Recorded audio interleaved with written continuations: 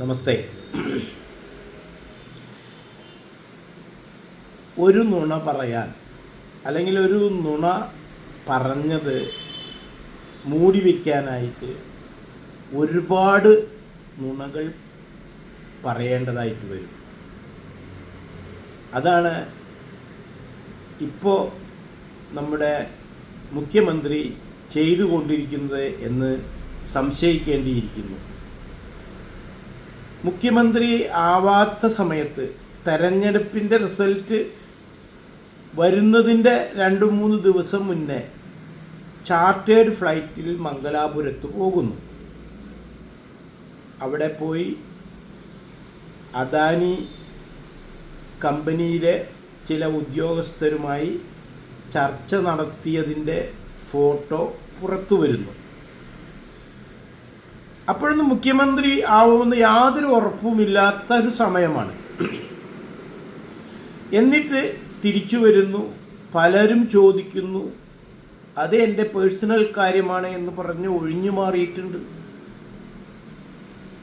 ഒന്നും തന്നെ സംഭവിക്കാത്ത അല്ലെങ്കിൽ നമുക്ക് സംശയിക്കേണ്ട കാര്യവുമില്ല. അപ്പോൾ പക്ഷേ വേറെ തരത്തിലൊക്കെ പലതും പറയുന്നത് കേട്ടു. കാരണം അതിലെ ഒരു വ്യക്തി NDA മുന്നണിയിലൊരു വ്യക്തിയായിരുന്നു.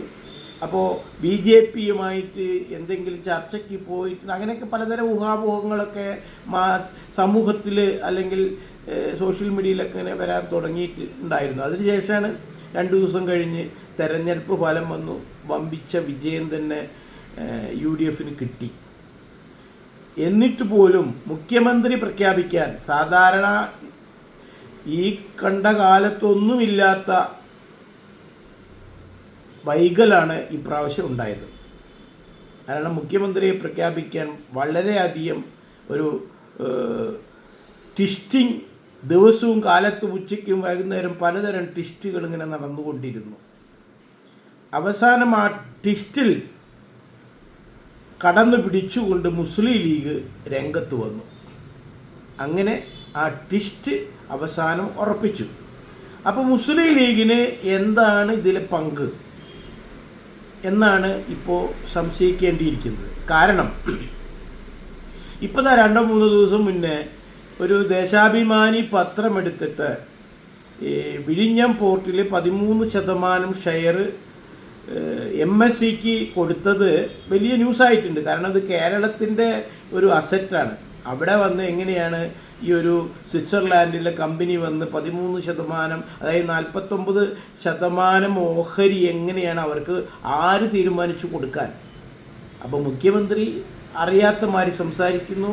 എന്നിട്ട് അതിനൊരു എക്സ്പ്ലനേഷനൊക്കെ കൊടുക്കുന്നു. അതായത് ഈ വിവരം 5-ാം തീയതിത്തെ പേപ്പറിൽ ദേശാഭിമാനിയിൽ വന്നതാണ്.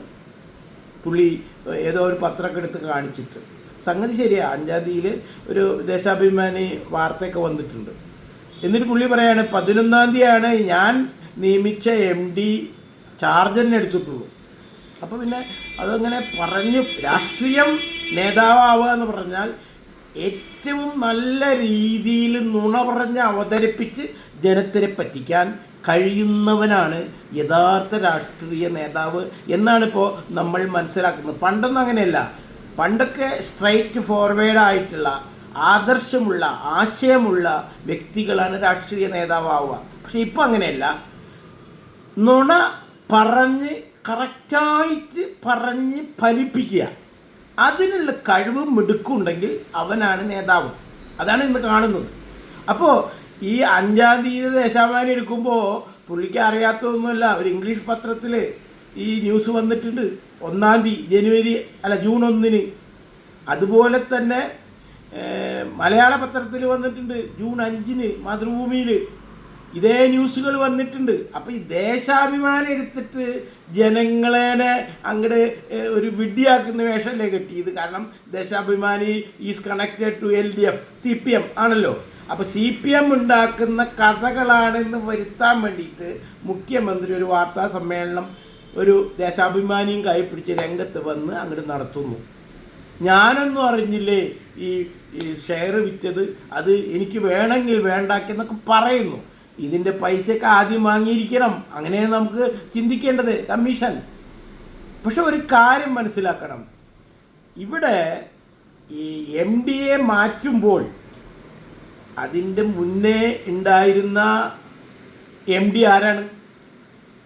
കോൺഗ്രസ്സിൽ തന്നെ തലമുതിർത്ത ഒരു നേതാവ് തന്നെയാണ്, അതായത് ജി കാർത്തികേയൻ്റെ മകൻ.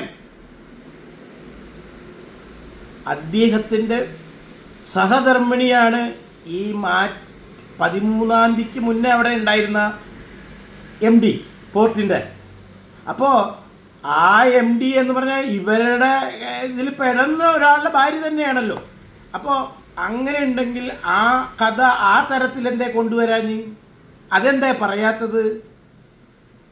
ഈ ജി കാർത്തികേയൻ്റെ മകൻ കുമാറിൻ്റെ വൈഫ് ആയിരുന്നു എം ഡി. ആ എം ഡിയെ മാറ്റിയിട്ടാണ് ഇപ്പോൾ 11-ാം തീയതി ഇപ്പോഴത്തെ മുഖ്യമന്ത്രിക്ക് പറ്റിയ ആളേനെ എം ഡി ആക്കിയിരിക്കുന്നത്. സത്യത്തിൽ കോൺഗ്രസിൻ്റെ ഒരു തലമുതിർത്ത നേതാവ് തന്നെയാണ് അദ്ദേഹം. ഇപ്പോൾ ആ തിരുവനന്തപുരം ഇതിൽ കിടന്നിട്ട് കോർപ്പറേഷനിൽ കിടന്ന് ഉന്തും തള്ളും കിട്ടി നടക്കാണ് പോവാം, അതിനെ പിടിച്ചുകൊണ്ടേ ആക്കിയിരിക്കുക. അദ്ദേഹത്തിന് അതാ ഉന്തും തള്ളും കൊള്ളുമ്പോൾ എന്തിനാണ് അദ്ദേഹത്തിൻ്റെ ഭാര്യനെ ആ സ്ഥാനത്ത് നിന്ന് മാറ്റിയത്? നല്ല രീതിയിൽ ആ ജോലി ചെയ്തുകൊണ്ടിരുന്ന ഒരു IAS കാരിയായിരുന്നു. അതിനെ പിടിച്ചു മാറ്റിയിട്ട് എന്തായാലും ഈ 11-ാം തീയതിക്ക് മുന്നേയുള്ള എല്ലാ കഥകളും അവർക്കറിയാലോ. അപ്പം എന്താ അത് പറയാത്തത്?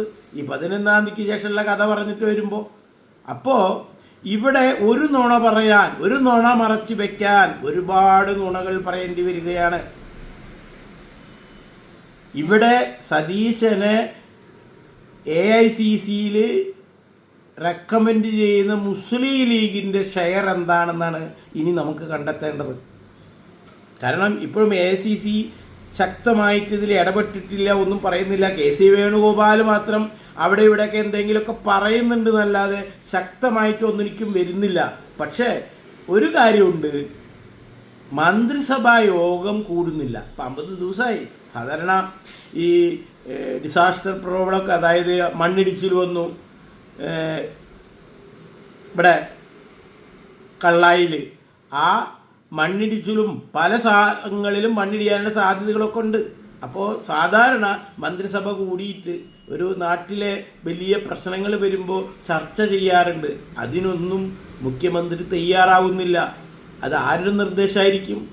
നമുക്ക് ഊഹിക്കാം. മുസ്ലിം ലീഗ് എന്ന് പറയുന്ന രണ്ടാമത്തെ ഘടകകക്ഷിയുടെ നിർദ്ദേശം തന്നെ ആയിരിക്കണം ഇപ്പോൾ മന്ത്രിസഭ കൂടണ്ട, കൂടിയാൽ ചോദ്യങ്ങൾ വരും, ഉത്തരങ്ങൾ നൽകേണ്ടി വരും. കാരണം ഷിബു ബേബി ജോൺ ഇൻഡയറക്റ്റായിട്ട് മാധ്യമത്തിൻ്റെ മുന്നിൽ വന്ന് പറഞ്ഞു കഴിഞ്ഞിട്ടുണ്ട്. അങ്ങനെ പലരുടെയും മനസ്സിൽ ഇതിലുണ്ട്. പിന്നെ KPCCക്ക് ഒരു നായകനില്ല, അതായത് KPCC പ്രസിഡന്റ് സ്ഥാനത്ത് ആളില്ലാത്ത അവസ്ഥയാണ്. അതുപോലെ തന്നെയാണ് യൂത്ത് കോൺഗ്രസിൻ്റെ സ്ഥാനത്തും ആളില്ല.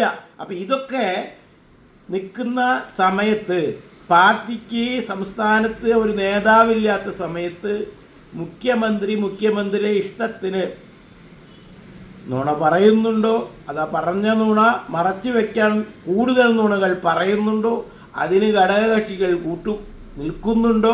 ഇതൊക്കെയാണ് ഇന്ന് പൊതുജനം ചിന്തിച്ചു കൊണ്ടിരിക്കുന്നത്. എന്തായാലും കല്ലായിലെ മണ്ണിടിച്ചിലൊന്നും ഒരു വിഷയമല്ല. പല സ്ഥലങ്ങളിലും മണ്ണ് ഇപ്പോൾ കാരണം മേഘമഴയാണ് പെയ്യുന്നത് ഇന്നും ഇന്നലെയൊക്കെ ആയിട്ട്. സാധാരണഗതിയിൽ മന്ത്രിസഭ കൂടിയിട്ട് ഇതിനൊക്കെ ചില ചർച്ചകളൊക്കെ ചെയ്യേണ്ടതാണ്. അതുമാതിരി ഡാമുകളൊക്കെ നിറഞ്ഞുകൊണ്ടിരിക്കുകയാണ്. ഡാം മാനേജ്മെൻറ്റിനെ കുറിച്ച് ചർച്ച ചെയ്യണം, പലതുമുണ്ട്. അപ്പോൾ ഇത് വലിയ ഒരു ദുരൂഹത അല്ലെങ്കിൽ ഒരു കള്ളത്തരം ഇപ്പോൾ സകല മാധ്യമങ്ങളും ഇതിനെ കുറിച്ചിങ്ങനെ പറഞ്ഞുകൊണ്ടിരിക്കുന്നുണ്ട്. അതായത് ജൂൺ 1 ഇംഗ്ലീഷ് പത്രത്തിൽ വന്ന ന്യൂസ്, ജൂൺ 5 മലയാളം മാതൃഭൂമിയിൽ വന്ന വാർത്ത, പിന്നെ ഈ ദേശാഭിമാനിയുടെ വാർത്ത മാത്രം മുഖ്യമന്ത്രി എന്തുകൊണ്ട് പറഞ്ഞു, അതാണ് സംശയം ഉണ്ടാക്കിയത്. അത് പറയാതെ ഇതെല്ലാം പറഞ്ഞിരുന്നു വെച്ചെങ്കിൽ കുഴപ്പമില്ല. ഇത് ദേശാഭിമാനിയെ എടുത്ത് കാണിച്ച് യു ഡി എഫിലെ അണികൾക്ക് വികാരം കൊള്ളിക്കാൻ വേണ്ടിയിട്ട് ഒരു തരികടയല്ലേ ഇത്, ഒരു തട്ടിപ്പല്ലേ ഇത്, സത്യതല്ലേ?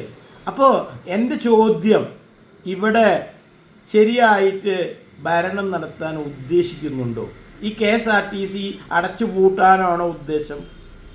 എത്ര കാലം അല്ലെങ്കിലേ നഷ്ടത്തിലോടുന്ന പ്രസ്ഥാനം.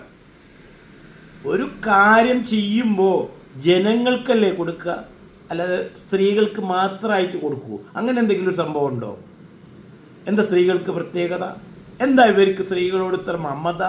എന്താ സ്ത്രീകളോട് ഇങ്ങനെ ഒരു പ്രഖ്യാപനം? ഓക്കെ, സ്ത്രീകൾ വോട്ടേഴ്സ് കൂടുതലായിരിക്കാം, അത് ഒന്നിച്ചു പിടിക്കാം എന്നൊക്കെ ആയിരിക്കാം കാൽക്കുലേഷൻ. പക്ഷേ അല്ലാതെ തന്നെ ചില MLA-മാരുടെ വാചകങ്ങളും പ്രവർത്തികളൊക്കെ കാണുമ്പോൾ സ്ത്രീകൾക്ക് ഒരു പ്രത്യേകത തന്നെ ഇവർ കൊടുക്കുന്നുണ്ട് എന്നുള്ളതിന് സംശയമൊന്നും വേണ്ട.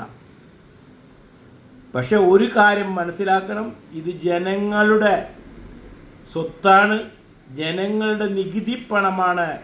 കഴിഞ്ഞ 10 വർഷം ദൂർത്തടിച്ചതിൻ്റെ അപ്പുറത്തേക്കാണ് ഇനി പോകുന്നതെങ്കിൽ ജനങ്ങൾ ശക്തമായിട്ട് തന്നെ പ്രതികരിക്കും എന്ന് ഓർക്കുക. മുഖ്യമന്ത്രിയും ഉപമുഖ്യമന്ത്രി ഉണ്ടെങ്കിൽ അവരൊക്കെ, നിങ്ങൾ എത്രയും പെട്ടെന്ന് ഒരു മന്ത്രിസഭ വിളിച്ചുകൂടി സമൂഹത്തിൽ നിലനിൽക്കുന്ന പ്രശ്നം ചർച്ച ചെയ്യുക. കൂട്ടത്തിൽ അവിടെയുള്ള നിങ്ങളുടെ മന്ത്രിസഭ അംഗങ്ങൾ ചോദിക്കുന്ന ചോദ്യങ്ങൾക്ക് വ്യക്തമായിട്ടുള്ള ഉത്തരം കൊടുക്കുക. ഇതുപോലുള്ള നുണ പറച്ചിലല്ല വേണ്ടത്. നിങ്ങളുടെ ഇടയിലുള്ള മന്ത്രിമാർക്ക് തന്നെ സംശയത്തിൻ്റെ നിഴലിലാണ് കാര്യങ്ങൾ പോയിക്കൊണ്ടിരിക്കുന്നത്. അപ്പോൾ പിന്നെ ജനങ്ങളുടെ കാര്യം പറയാനുണ്ടോ? ഇപ്പോൾ ഒരു ഡിസാസ്റ്റർ സാധ്യതകൾ ഏറി വരുന്ന ഈ പെരുമഴ പെയ്യുമ്പോൾ, ഈ മേഘമഴകൾ പെയ്യുമ്പോൾ നല്ല കൊടുങ്കാറ്റുണ്ട്. എവിടെയാ എന്താണ് ഇനിയും ഉണ്ടാവുക ഒന്നും പറയാൻ പറ്റില്ല.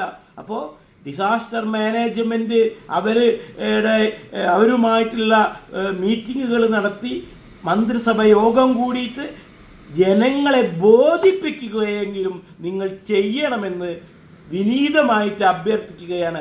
ഇത് എന്തിനാണ് നിങ്ങൾ ഈ ഭൂരിപക്ഷം കിട്ടി ഈ സ്ഥാനത്ത് കയറിയത്?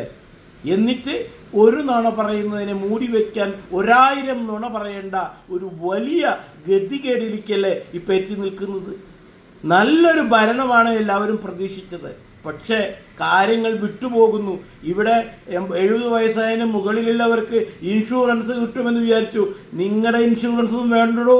എല്ലാ സംസ്ഥാനവും ആൾറെഡി ഇംപ്ലിമെൻ്റ് ചെയ്തു. 3-4 കൊല്ലം മുന്നേ സംസ്ഥാന ഗവൺമെൻറ്റുകൾക്ക് കേന്ദ്ര ഗവൺമെൻറ് അനുവദിച്ചിട്ടുള്ള 70 വയസ്സായവർക്കുള്ള ഇൻഷുറൻസ് ഉണ്ട്. അതൊന്ന് ഇംപ്ലിമെൻ്റ് ചെയ്യേ വേണ്ടൂ. 10% സംസ്ഥാന സർക്കാർ അതിലേക്ക് ഷെയർ എടുക്കണം, അത്രേ വേണ്ടൂ. അതൊന്ന് ഇംപ്ലിമെൻ്റ് ചെയ്താൽ മതി. നിങ്ങൾ ആവശ്യമില്ലാത്ത കാര്യങ്ങൾ പറഞ്ഞ് വോട്ട് പിടിച്ചു ഒക്കെ ശരി തന്നെയാണ്, ആയിക്കോട്ടെ. എന്നാലും ഇപ്പോൾ PMC ഉണ്ടാതെ നടത്തുന്ന മാതിരി അതുപോലെ തന്നെ ഈ ഇൻഷുറൻസും നിങ്ങളും നടത്തി ജനങ്ങൾ അത് അനുഭവിക്കട്ടേന്നേ. അല്ലാതെ KSRTC ബസ്സിൽ പോയിട്ട് തിരക്ക് കൂടി പെണ്ണുങ്ങളെ കയറ്റിയിട്ട് എല്ലാ ബസ്സിലും നടപ്പിലാക്കിയോ? എന്നാൽ കർണാടകത്തിലോ അല്ലെങ്കിൽ തമിഴ്നാട്ടിലൊക്കെ എല്ലാ ബസ്സിലും കയറി പോവാം. ഇത് ആ ഓർഡിനറി ബസ്സിൽ മാത്രം പോവാം, അതിൽ ഭയങ്കര തിരക്കും, ആയിക്കോട്ടെ. പക്ഷേ ഇതൊക്കെ എന്തടിസ്ഥാനത്തിലാണ് നടപ്പാക്കിയതെന്ന് നടപ്പാക്കിയവർക്കും അറിയില്ല, അതിൽ പോകുന്നവർക്കും അറിയില്ല. അതാണ് ഇപ്പോഴത്തെ അവസ്ഥ. അപ്പോൾ ഒരു കാര്യം മനസ്സിലാക്കുക, ഒരു നുണ മറച്ചു വയ്ക്കാൻ ഒരുപാട് നുണകൾ പറയേണ്ടി വരും. ഇതൊരു പഴയൊരു പഴഞ്ചൊല്ല് തന്നെയാണ്.